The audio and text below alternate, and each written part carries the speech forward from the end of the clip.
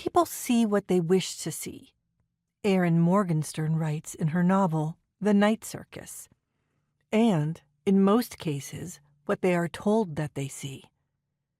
Of all the words I could use to talk about the absence of attention to the gendered dimensions of violent extremism, I keep coming back to one phrase: blind spots.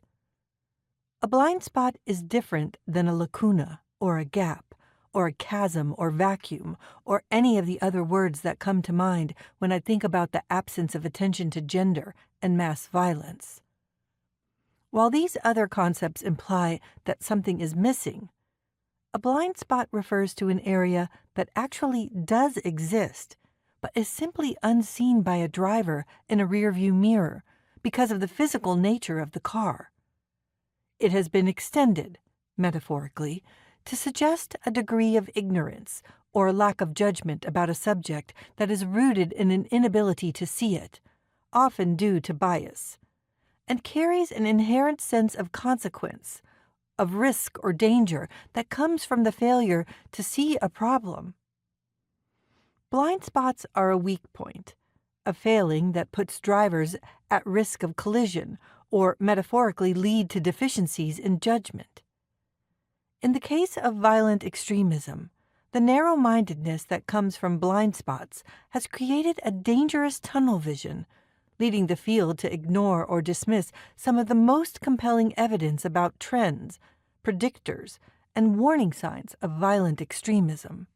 There are examples of expressed misogyny or domestic violence in the personal histories of nearly all the perpetrators of the worst terrorist incidents and mass killings in Western countries in recent years, 2 senior advisors for the United Nations recently wrote, which is remarkable because neither misogynist acts or expressions nor violence against women are typically reported and exhaustively documented.